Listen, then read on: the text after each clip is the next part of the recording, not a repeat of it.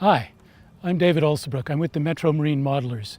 We sail our radio-controlled sailboats here in Toronto at the sailing pond at Humber Park East, and I hope that you'll come and sail with us. Today what I want to show you is very quickly, how do you set the sails on a soling 1 meter sailboat? If you use this method, you should be able to very quickly set up your sails to race in any condition. The first thing that you do, once you've got your rig on and you make sure that the mast is vertical and doesn't lean to one side or the other, and everything is attached, the radio's on, is you take the boat in the cradle and you lay it over so that it heels. And you line up the cradle so that the sailboat is on a close-hauled course. The reason for laying it over so that it heels is in light air, the gravity will fill the sails out for you and you don't rely on the wind to do it. And you set it on the close-hauled course because that's the critical course that you're tuning for. That's the most important leg of any sailboat race, is the windward leg, and that's where you need the most performance out of your sails. So, having done this, what are we trying to accomplish when we set up the sails? The most important thing is to get the leech of the sails, which is the trailing surface of the sail, both sails, parallel to the center line of the boat. Center line of the boat you can see by looking down the backstay across the mast. That's the center line of the boat. So how do you do that? You tighten the jib sheet so that it pulls the club up more or less as much as it will go. And you tighten the outhaul, which reduces the pocket and flattens out this angle. So I'm just going to pull on the outhaul of the boat to show you the effect on the angle of the leech of the mainsail. You can see as I tighten the outhaul, back of the sail comes flat and it becomes in the same plane as the center plane of the boat. And you judge it by standing back behind your boat and looking to see whether you've successfully got the leech lined up with the center line of the boat. It doesn't have to be on the center line of the boat, it has to be parallel to the center line of the boat. If you have it too open, if it's not all the way up to the parallel to the center line of the boat, you're not going to point as high as you want and you won't go as fast as you want because it will spill air. If you have it pointed too high, if it's hooked up and it crosses the line, the parallel to the center line of the boat, then you'll point very high but you'll be slow. So we've made those adjustments for the mainsail. The outhaul only controls the shape of about the bottom third of the mainsail. The upper third, you want essentially the same thing. You want the leech to be parallel to the center line of the boat, and you adjust that by tightening and loosening the boom vang and the tension in the top of the sail, and try to get the same effect. Try to get the top of the sail in parallel to the center line of the boat. I'm tightening it in and I'm easing it off so you can see that the top of the sail twists open and falls off as you ease the boom vang. Now, to some extent it's held in place by the main sheet, so I've eased the sheet a little bit using the radio. But you can see what happens when you ease your sheets as well. That's one reason why you leave the radio on while you're tuning. It helps see which is causing what effect. And you want your boom vang to be easily adjustable so you can make a quick adjustment as conditions change over the course of the day. And once again, you make your decision. Have you done this properly by standing a couple of meters behind your boat and looking down the center line? And you do the same thing for the jib.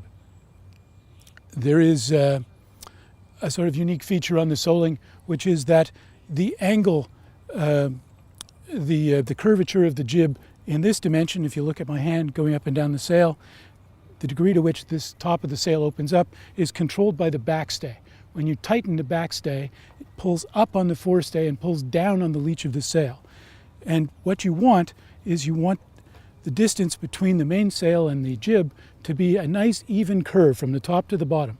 So you want the same opening space all the way up and down. And once again, you judge that from the same place. Standing behind your boat, you adjust your backstay so that you can see the curve is what you want it to be. And I'll turn the boat around so you can get a look at it here. As you pull in the mainsail, as you pull in the backstay rather, the top of the jib closes up. As you open the backstay, the top of the jib opens out. And when you've put the boat on the water and it's sailing, if you see the top opening out, you'll want to bring in the backstay a little bit, tighten up the backstay a little bit. And a little bit of backstay adjustment goes a long way. So the next thing that you want to know is how far out from the from the center line of the boat does the jib club go? And the answer is not a dimension. The answer is a function of when the sails luff. What you want it to be set so that when you're sailing along and you turn up towards the wind, both sails luff at the same time. If the jib luffs first, the club is too far out. If the jib luffs after the mainsail, the club is too tight in. It's that simple.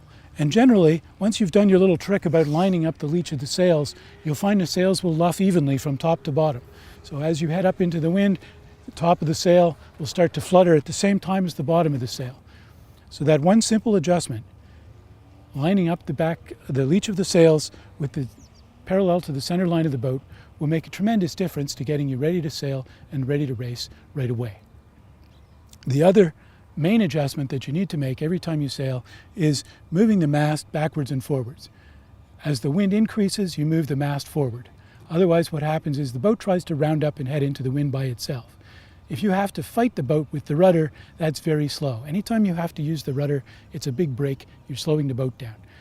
So you'll very quickly get in the habit of realizing that after it's about 6 knots of wind, you're going to put the mast in the forward hole, and you're going to put the jib club in the forward eye on the boat, and lower than that wind speed, you'll shift them back aft. And one thing you need to be aware of is that some of the adjustments you make on the sailboat throw other things out of adjustment. When you move the mast forward and back, for example. When you ease or tighten the backstay, you change the angle of the mast, which might require you to reset the sheet length. The sheets might become either too short or too long. So once you've been through the boat, you've set everything up the way you want it, go back through it again, because the last thing you adjusted may have thrown off the first things you adjusted. And the other thing I wanted to point out to you is, as you use the outhaul on either sail to adjust the shape of the leech, the depth of the draft pretty much gets adjusted automatically. So you don't have to worry about rules of thumb about how many fingers and knuckles and batteries you can put in the space between the boom and the sail. It's taken care of when you adjust the leech. So we'll take the boat to the water and see how it does. So as we look at the boat from behind, we can try to determine if the leech of the sail is on the center line of the boat. It looks like it might be hooked up a little bit to windward. As the breeze fills in, the leech of the sail flattens out by itself. And we'll tack and watch the head sail, watch the luff of both sails to see if they break evenly and if the two sails break at the same time. And it looks like they pretty much do.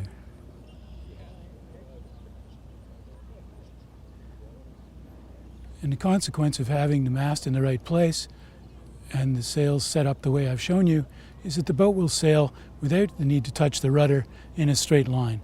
And that is fast, because anytime you touch the rudder, you've slowed your boat down. And that's all there is to it. See you at the pond.